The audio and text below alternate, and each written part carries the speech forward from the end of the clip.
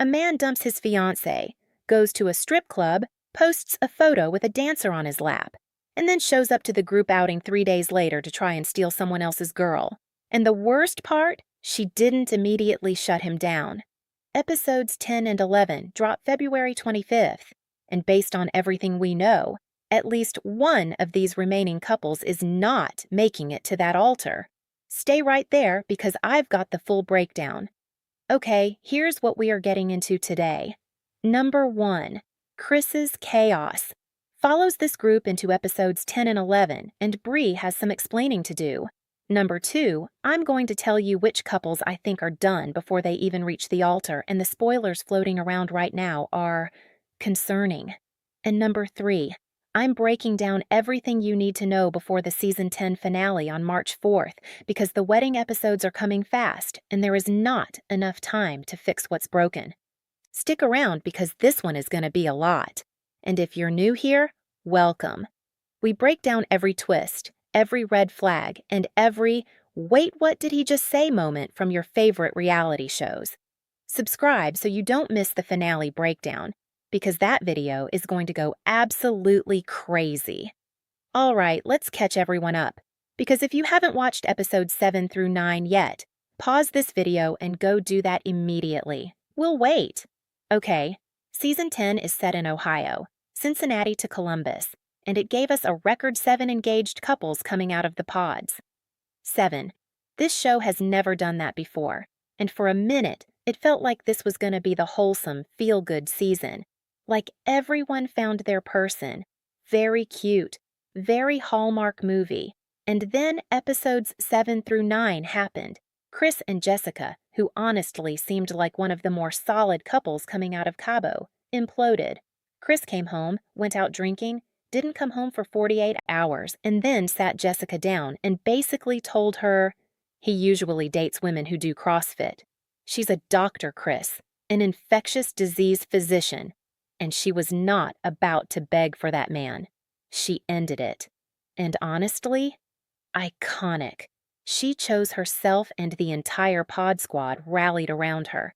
That moment of all the women hyping Jessica up was one of the best scenes of the whole season. But here's the thing. Chris didn't just leave quietly. Oh no. He goes to a strip club, posts a photo on Instagram, an account he created specifically for the show, even though he told everyone in the pods he didn't have Instagram, and then shows up to the group bowling night like nothing happened. And that is when things got really messy. But wait, it gets so much worse. Because what Chris did at that bowling night didn't just embarrass himself. It put one of the most stable couples in the whole season directly in the crosshairs. So, Bree and Connor, these two looked solid coming out of the pods. Connor literally bought a house to prove he was ready for marriage. He's thoughtful, he's patient, he's clearly all in. And Bree, she's warm, she's sharp, she's got great energy.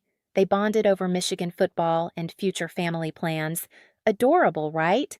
Then Chris DM'd her on Instagram, the same man who told everyone in the pods he didn't have Instagram. Apparently built a whole new account specifically to message Bree. And what did he message? Oh yeah. And then, call me, sir. Bree told the girls about it. They were shocked. They talked about how Chris slides into DMs, buys followers, has the dating habits of someone who absolutely should not be on a marriage-focused show. The girls were done with him. And then, at the bowling alley, Chris pulled Bree aside, in front of Connor, and told her that Connor is too submissive for her, that she needs someone more dominant, that he could be that person. Can you believe that? Connor was literally at the same bar, being a good dude, not knowing any of this was happening, and Bree, according to her own interview, was shocked, taken off guard, but she also didn't immediately shut it down on camera, which the internet noticed. The comment sections went full Chernobyl on that scene.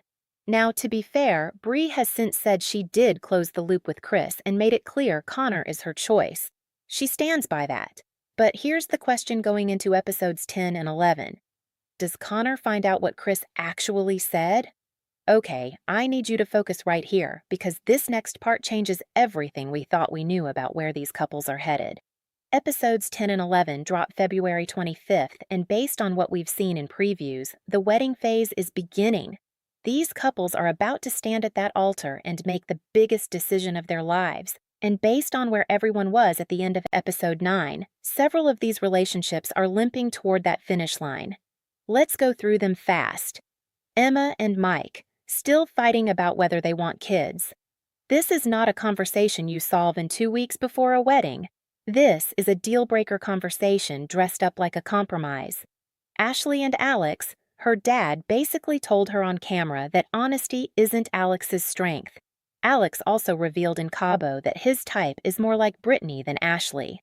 And there's a preview clip of Alex saying, "I want that brunette, brown-eyed girl," while Ashley is standing right there. If she says yes at that altar, her father is already drawing up divorce papers in his head. Brittany and Devo. Brittany had serious concerns about their physical connection after Cabo went flat. Devo seems genuinely in love, but this chemistry gap is real and she knows it. Amber and Jordan. Jordan came in saying having a kid was a deal breaker. Amber has a daughter. They've worked through it emotionally, but the lifestyle compatibility question is still hanging in the air. Christine and Vic, honestly, the most stable couple this season. Everyone agrees. These two have locked in energy that's just different from the rest. And Bree and Connor, still engaged, still seemingly solid. But the Chris situation is unresolved, and there is no way production doesn't surface that before the altar. All right, here's where I give you my honest predictions going into February 25th. And I'm not holding back. Chris is the season 10 villain, and it's not even close. Not because he and Jessica broke up. Sometimes engagements don't work out. That's literally the point of this show. But because of how he handled it. The strip club photo, the DMs calling Connor submissive to his own fiancée while Connor thought they were friends. That's not heartbreak behavior. That's just bad person behavior. And the fact that he tried to spin it as caring about what's best for Bri? Please. Here's my hot take that I know is going to divide the comments. Connor might actually be the hero of this season. He's being underestimated constantly, called passive, called submissive, and I genuinely think he's just emotionally mature. In a cast full of men who are either lying to their fiancés or questioning whether they're attracted to them, Connor bought a house and has been nothing but consistent. That's not boring. That's what an actual adult looks like. Controversial? Maybe. Tell me I'm wrong in the comments. Now for the finale, spoilers are saying only 2 couples actually get married. Based on everything we've watched, Christine and Vic are one of those couples without a doubt. The second? I think it could be Amber and Jordan if Jordan fully commits. But my money says Emma says no to Mike. Ashley says no to Alex, with her father silently celebrating in the front row. And Brittany and Devo might not even make it to the altar. Comment below. Who do you think says I do and who walks away? I want your predictions before February 25th. And if you called Chris being a villain from episode 1, I need to know because honestly, same. All right, let's land the plane. Chris imploded, went full villain, and may have put a crack in Bree and Connor's relationship right before the wedding. 6 couples are heading to the altar in episodes 10 and 11. And if the spoilers are right, most of them are about to break some hearts. Some their partners, some their own. Episodes 10 and 11 drop Wednesday, February 25th on Netflix. The finale is March 4th. This season is almost over, and it has not been playing around. After the finale drops, I am doing a full breakdown, the spoilers, the what we know now, and a complete tier ranking of every season 10 couple from actually worked to, sir, what were you thinking? You do not want to miss that one.